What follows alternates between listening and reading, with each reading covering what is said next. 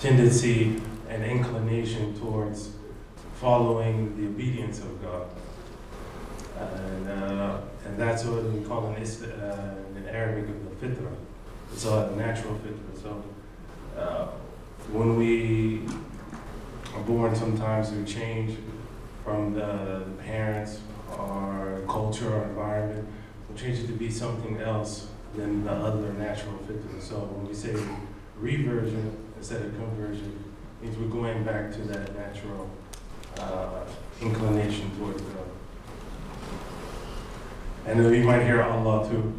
So Allah is not like a different God or like the moon God or something like that. Allah is, in Arabic, is the term for God. What we say as God. So you'll find the same thing as even Arab Christians, Arab Jews, they use Allah. So it's same concept, different language. So inshallah, that's another one, inshallah. You call it too, which just means God willing. So God willing, I'll start, I guess, from the beginning. I was brought up in a family that's Christian. My mother was Catholic. My dad was a Baptist, which kind of just made us like confused.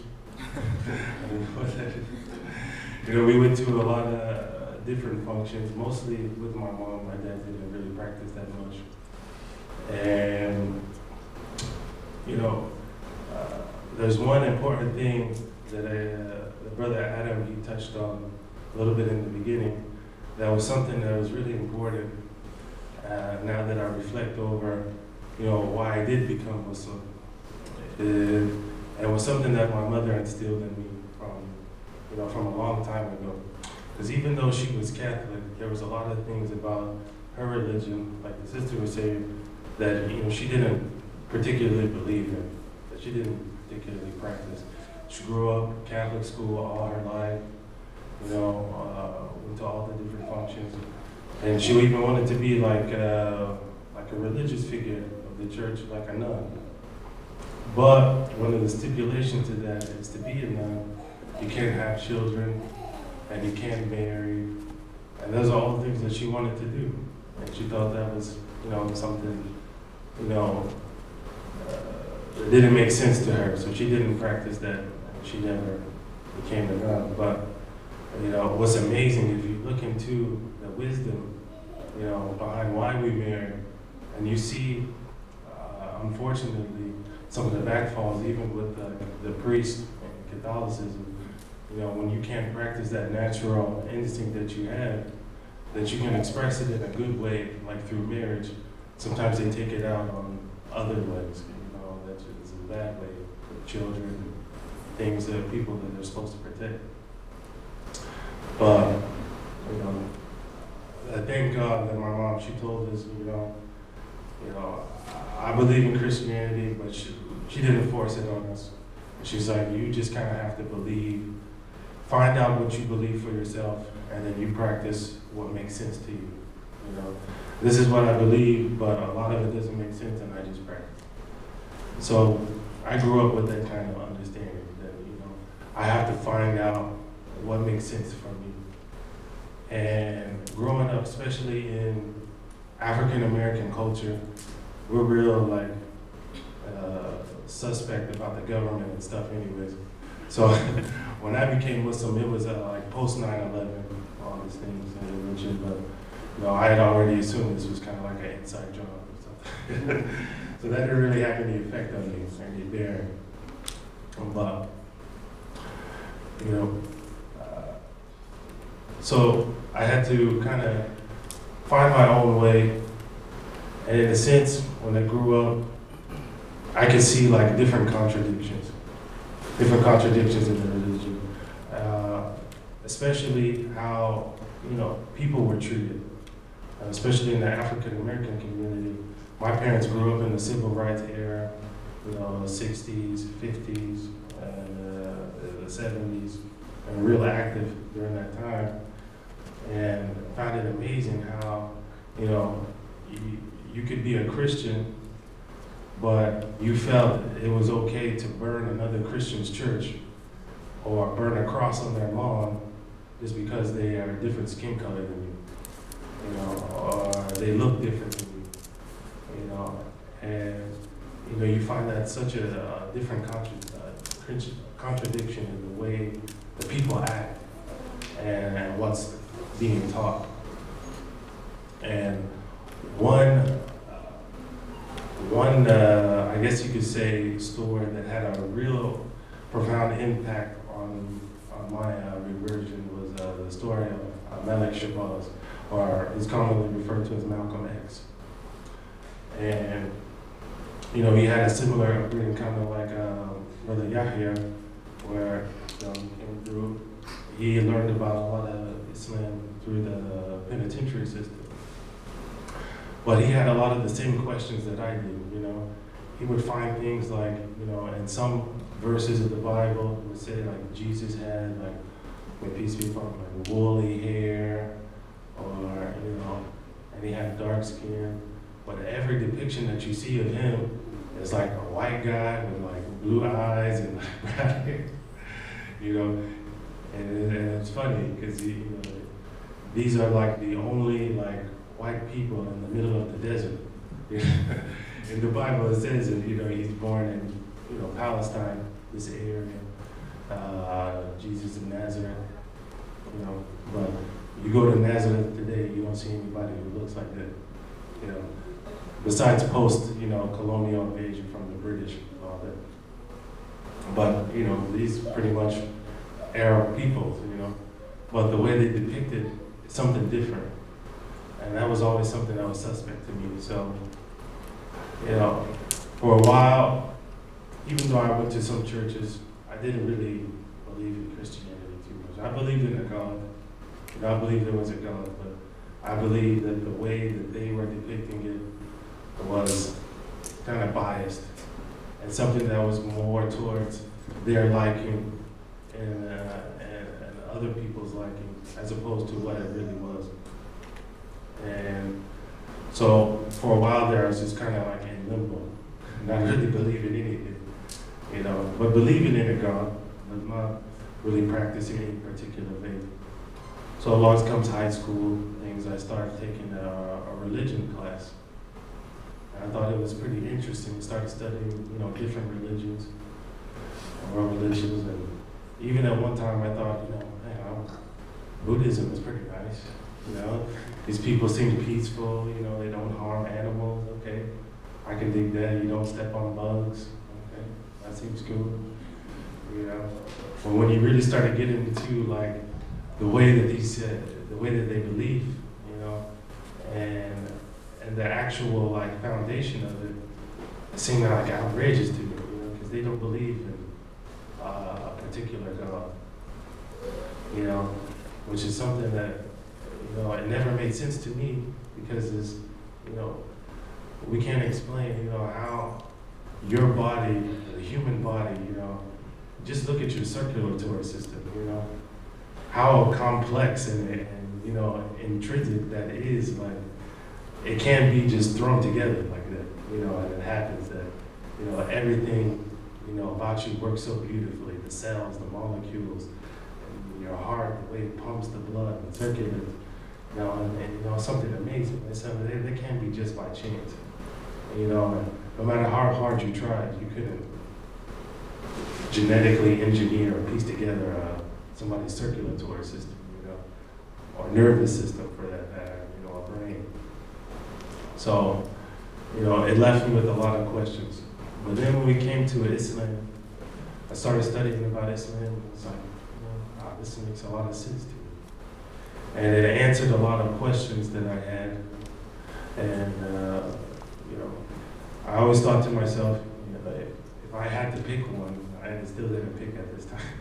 So if I had to pick one, I said, that's probably sounds like the most correct one, interesting one, that didn't have a lot of contradictions within the religion itself. And, it seemed like it made the most sense to me. But I grew up, in kind of like the hood, I guess you could say. You know, so I was a knucklehead, got into a lot of trouble, did a lot of things you shouldn't. Luckily, I went to college, and I'm coming from Missouri. So anybody know where Missouri is? Midwest? Like 2 people. So it's like in the middle of the United States, very rural area, you know, and you know, not a lot of diversity there. Yeah. So it was amazing that I went to this college. It's in we call like the Sticks. You know, it's about a town, about 1,000 people that live there. You know, when the college is in, you know, it's like more people move out like after. But it's a very small town, and you know, to my amazement, they actually have like an Islamic center there. You know, even in this small town.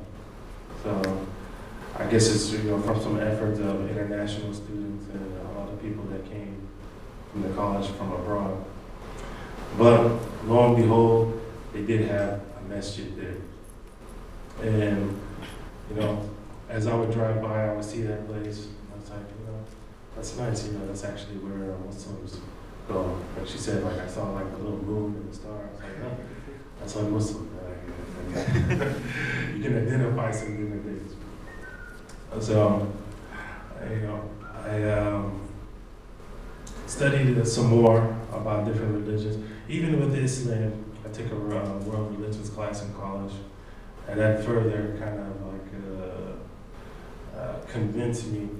So I got up the courage one day, because you know it takes a while to like, you know, go to like a mosque that you never been to before. I got up the courage, went up there, and you know, with the intention, you know, I want to learn something about Islam from actual Muslims, you know. So see what they have to say about it. Since the mosque is here, I'm here, let me go check it out. So, alhamdulillah, like, it just happened to work out. The day that I chose to go was Friday, which in Friday, it's kind of like a day of congregation prayers for Muslims. I guess you could equate that with a Sunday for Christian. So it was a Friday. I came, and it was like right after the khutbah, the sermon had finished. And one of the brothers, he met me at the door when I came in, you know, kind of like gave me a little funny look, and I told him, you know, I'm just interested in, you know, learning about Islam. And he was like, you know, I guess a Desi brother from Indo-Pakistan community. He didn't really understand what I was saying too much, but he kind of understood. He kind of took it to me like, oh, you want to take Shahada, you want to become Muslim. He's like, oh, okay. So he grabs my hand, and then he like brings me in front of everybody in the congregation. You know, and I was just wondering, I was like, oh, yeah, okay. This is how they teach people Islam, you know? And then he started saying, okay, we have a brother who wants to take Shahada. And I was like, Allahu Akbar. I was like, oh, all right. I don't know what that means, but okay. And then he's like, okay, repeat after me. And then he said the Shahada, and you know, it's in Arabic. It's basically the testimony of faith. And this is how you become Muslim. So, you know, alhamdulillah, in Islam, it's something that's very easy. Because to become Muslim, it's something that you say it's a covenant between you and God. You know, you're making this testimony of faith to God, but you also fulfill that with your actions. And you know, it's not like something in different religions where you might have to, you know, be dipped in water or, you know, walk the eightfold path and, you know, go on a journey quest to find yourself and, you know, to enter this religion or, you know, pray in a monastery for like a couple of years. No, it's just something that you say. You believe it in your heart. So I repeated that. And, everybody started rushing me, they gave me hugs and everything. It's like, oh, mashallah, this is really, it's like, I was just thinking to myself, man, what did I just do? It's like, I guess I became Muslim. And then some brothers invited me over and everything, and, gave me a lot of material to read, and gave me some Qur'ans. So, as I started, reading more and studying more, and actually sitting with people and talking, I became convinced, alhamdulillah, this is the right choice for me, and it stuck with me. But that, from that, it was something that I learned that was, kind of stood out also in my mind, was that with Islam, even though you declare the faith, you manifest that through your actions as well too. So Islam is something that you do. It's like an action verb, like Brother Adam touched on. It comes from a root word of submission. So you have to submit, and that's something totally unique from any other religion, because most of them are based on nouns, right? Like a person or a place or a thing, like Christianity, Jesus Christ, or Judaism, the tribe of Judea, Hinduism, from the Hindustan people. It's like a person or a place. Lamaism, the Dalai Lama, things like that. But Islam actually means to submit, to be in submission to the will of God. So it's something, an action verb, something that you do, and not something that, that is based on a person, place, or a thing. And, that was something that it stood out to me that, was a big choice factor in my mind that, this is the right religion because it stands out above all others. And I came into a lot of different obstacles, maybe like the sister did, when you try to ask people about, especially clergy, about different questions in Christianity, sometimes they become very frustrated, and, it's like, well, sometimes you just have to believe, and, even if it doesn't make sense, you can have three gods in one. Well, the Son is not like the Father is not like the Holy Ghost, So they're three different ones, but yet they're all one. But yet it's totally different. And you try to ask them about it, and, they don't really understand it that much, but they believe in it. And it's just something that kind of bothered me, about having something, why would God try to confuse you? Why would he make something that's not concrete? But when you study into Islam, and you're reading the Quran, you see how the different stories of the Quran show how the different peoples that came before us, the people of Jesus and the people of Moses, kind of, changed their religion and went astray, and made different changes in their holy books. But it was a blessing, and I thank God that I came to Islam that way. But as far as struggles, after the reversion, there were a few. One thing that was difficult to adapt to was the relationships that you had. Before you're gone Muslim, it's okay to have girlfriend. I don't mean like girlfriend, like this is my girlfriend, boyfriend, but like a friend who happens to be female, So these types of interactions, of course, are looked down upon in this thing, because you shouldn't be with, spending time and, intimate talk with someone who's not going to be your wife, because that's kind of misleading, and you see how many problems it causes in non-Muslim society, let alone Islamic society. So, that was something I had to get used to. The pork thing, black folks that love pork. Sorry. He was kind of raised on it, bacon, eggs, stuff like that. So, you know, it wasn't a difficult transition. That's probably like the least healthiest me. Probably the number one reason why all black folks have a higher rate of like heart disease and like, all these other problems. You know, so that wasn't too hard to give up. But other than that, it's just straightforward. And you know, the more I study, the more I read, and, you know, further in conviction increases my faith. You know, I served as the MSA president for a year in college. And actually, when I moved out here to California, I served on the board at the Islamic Center of Inland Empire for about 40 years. So I guess that's my time. And I think we're going to open it up. Questions.